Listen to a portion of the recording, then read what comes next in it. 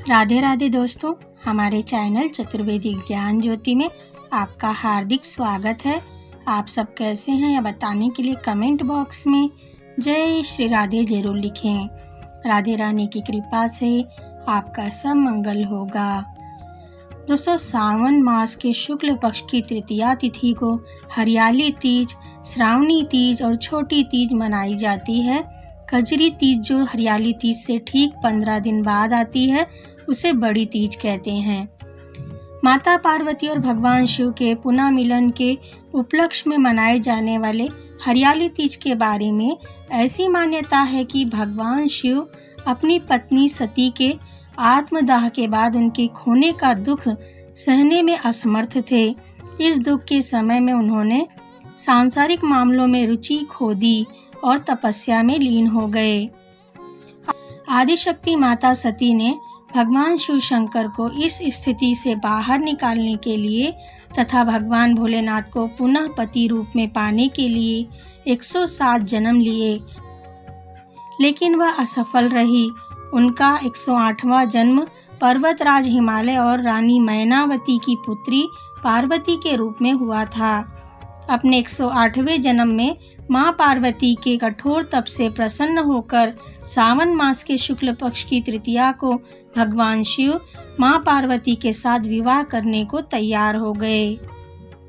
तभी से ऐसी मान्यता है कि इस व्रत को करने से माँ पार्वती प्रसन्न होकर अखंड सौभाग्य का आशीर्वाद देती हैं। तीज के दिन सुहागिन महिलाएं और कुंवारी कन्याएं शिव व पार्वती की पूजा करती हैं तथा बिना कुछ खाए पिए पूरे दिन व्यतीत करती हैं। फिर अगले दिन स्नान व पूजा के बाद व्रत को पूर्ण करके भोजन ग्रहण करती हैं। इसी वजह से तीज का व्रत करवा चौथ व्रत से भी कठिन माना जाता है।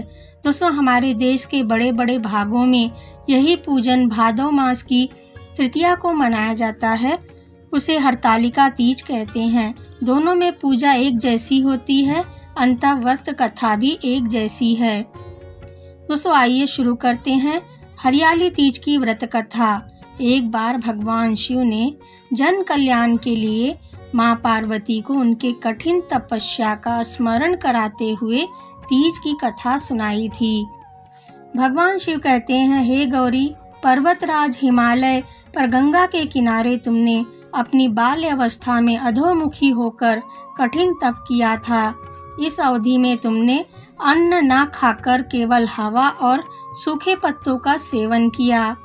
माघ की शीतलता में तुमने जल में रहकर निरंतर तप किया। वैशाख मास की जला देने वाली गर्मी में पंच अग्नि से शरीर को तपाया। श्रावण मास की मूसलाधार वर्षा में खुले आसमान के नीचे बिना अन्न जल ग्रहण किए तुमने समय बिताए। तुम्हारी इस कष्टदायक तपस्या को देखकर तुम्हारे पिता बहुत दुखी और नाराज होते थे। तब एक दिन तुम्हारे घर देव ऋषि नारद जी पधारे। तुम्हारी तपस्या से प्रसन्न होकर नारद जी तुम्हारे घर आए। नारद जी से तुम्हारे पिता ने आने का कारण पूछने पर नारद जी ने कहा, हे गिरिराज, मैं भगवान विष्णु के भेजने पर यहाँ आया हूँ। आपकी पुत्री की कठिन तपस्या से प्रसन्न होकर विष्णु भगवान उनसे विवाह करना चाहते हैं। इस बारे में आपकी क्या राय है? नारद जी की बात सुनकर पर्वतराज हिमालय बहुत प्रसन्नता के साथ बोले, हे मुनिवर, यदि स्वयं भगवान विष्णु मेरी कन्या का वरण करना चाहते हैं तो मुझे क्या आपत्ति हो सकती है। वह तो साक्षात ब्रह्म है। यह तो हर पिता की इच्छा होती है कि उसकी पुत्री सुख संपदा से युक्त पति के घर की लक्ष्मी बने। नारद जी तुम्हारे पिता की स्वीकृति पाकर भगवान विष्णु जी के पास गए और उन्हें विवाह तय होने का शुभ समाचार सुनाया। परंतु जब तुम्हें इस विवाह के बारे में पता चला तो तुम्हें बहुत दुख हुआ। तुम्हें इस प्रकार से दुखी देखकर तुम्हारी एक सहेली ने दुख का कारण पूछा। तब तुमने बताया कि मैंने सच्चे मन से भोलेनाथ का वरण किया है, परंतु मेरे पिताजी ने मेरा विवाह विष्णु जी के साथ तय कर दिया। मैं धर्म संकट में हूँ। अब मेरे पास प्राण त्यागने के अलावा और कोई उपाय नहीं बचा। तुम्हारी सखी बहुत समझदार थी। उसने कहा, प्राण त्याग देना ही समस्या का हल नहीं होता। संकट के समय धैर्य से काम लेना चाहिए।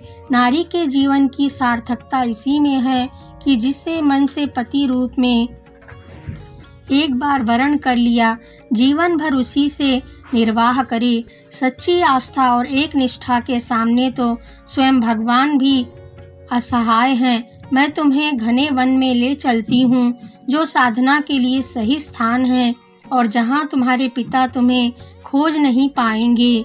मुझे पूर्ण विश्वास है कि ईश्वर अवश्य ही तुम्हारी सहायता करेंगे। तब अपनी सखी की बात मानकर तुमने ऐसा ही किया। तुम्हारे पिता तुम्हें घर में ना पाकर बड़े चिंतित और दुखी हुए। वह सोचने लगे, मैंने तो विष्णु जी से अपनी पुत्री का विवाह तय कर दिया। यदि विष्णु जी बारात लेकर आ गए और कन्या घर पर नहीं मिली तो बहुत अपमान होगा। ऐसा विचार करके पर्वतराज ने चारों ओर तुम्हारी खोज शुरू करवा दी। इधर वे सब तुम्हें खोजते रहे और उधर तुम नदी के किनारे एक गुफा में मेरी आराधना में लीन रहने लगी। श्रावण मास की शुक्ल पक्ष की तृतीया को हस्त नक्षत्र के समय तुमने रेत से शिवलिंग का निर्माण किया और रात भर मेरी स्तुति में गीत गाकर जागरण किया। तुम्हारी ऐसी कठिन तपस्या के प्रभाव से मेरा आसन हिलने लगा और मैं शीघ्र ही तुम्हारे पास पहुंच गया और तुमसे वर मांगने को कहा। तब अपनी तपस्या के फल स्वरूप मुझे अपने सामने पाकर तुमने कहा, मैं सच्चे मन से आपका पति के रूप में वरण कर चुकी हूँ। यदि आप मेरी तपस्या से प्रसन्न होकर यहाँ पधारे हैं तो मुझे अपनी अर्धांगिनी के रूप में स्वीकार कीजिए। तब मैंने तथास्तु कहकर कैलाश पर्वत पर लौट आया। सुबह होते ही तुमने पूजा की सारी सामग्री नदी में प्रवाहित करके अपनी सखी के साथ व्रत का पारण किया। उसी समय पर्वतराज हिमालय अपने बंधु बांधुओं के साथ तुम्हारे खोजते हुए वहां पहुंच गए। तुम्हारी दशा देखकर वे बहुत दुखी हुए और तुम्हारी इस कठोर तपस्या का कारण पूछा। तब तुमने कहा, पिताजी, मैंने अपने जीवन का अधिकांश समय कठोर तपस्या में बिताया है। मेरी इस तपस्या का उद्देश्य भगवान शिव को पति के रूप में प्राप्त करना था। आज मैं अपनी तपस्या की कसौटी पर खरी उतरी हूँ। आज मेरी तपस्या सफल हो गई है, क्योंकि आप मेरा विवाह विष्णु जी के साथ कराने की निश्चय कर चुके थे। इसीलिए मैंने अपने आराध्य की तलाश में घर से चली गई। अब मैं आपके साथ घर इसी शर्त पे चलूंगी कि आप मेरा विवाह भगवान शिव के साथ कराएंगे।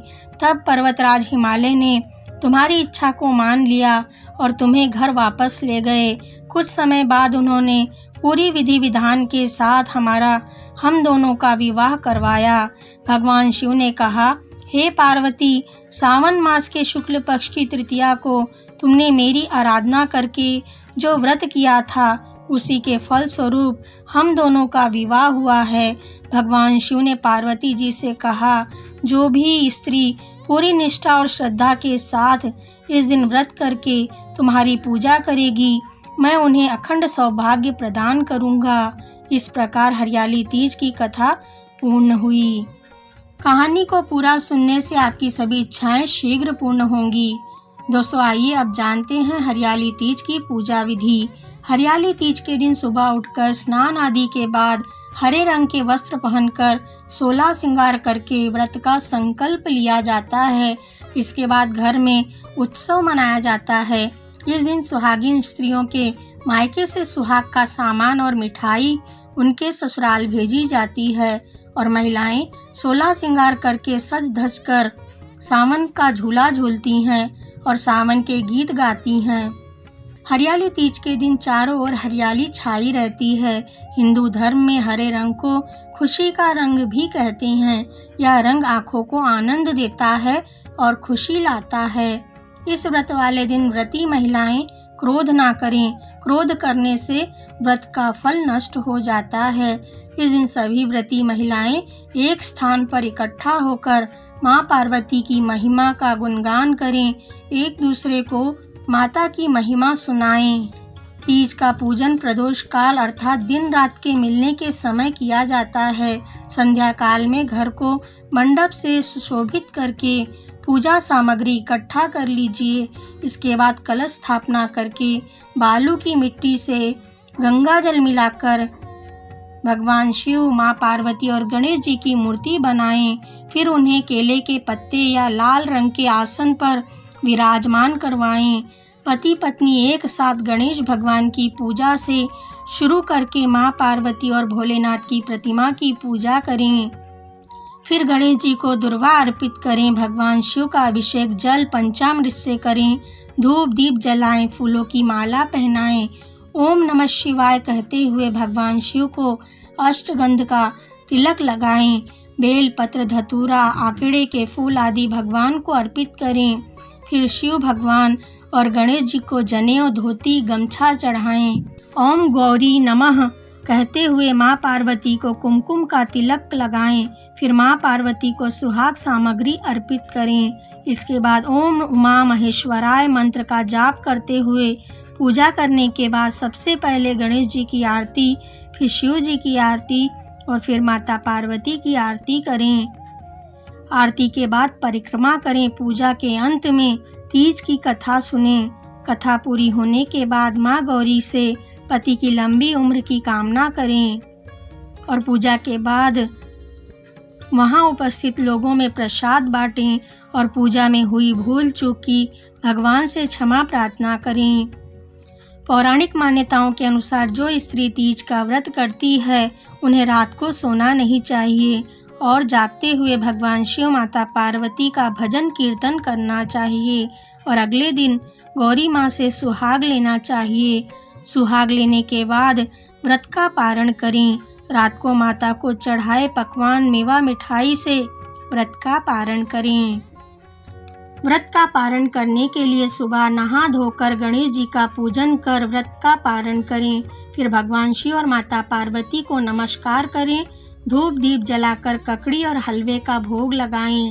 सुहाग सामग्री, मीठे पकवान तथा कपड़े आदि का बायना निकालकर अपनी सासू माँ, जेठानी या ननद को दें। इसके बाद इस व्रत को खोलने के लिए माता को चढ़ाए फल, मिठाई, पकवान के साथ भोजन करें। इस प्रकार पूर्ण विधि विधान से व्रत करने पर महिला को अखंड सौभाग्य का सुख प्राप्त होता है। पूजा पूर्ण होने के बाद सभी पूजा सामग्री को इकट्ठा करके किसी पवित्र नदी, कुंड, तालाब में विसर्जित कर दें। बोलिए भोलेनाथ भगवान की जय, माता पार्वती की जय। दोस्तों, वीडियो को पूरा देखने के लिए आपका हार्दिक धन्यवाद।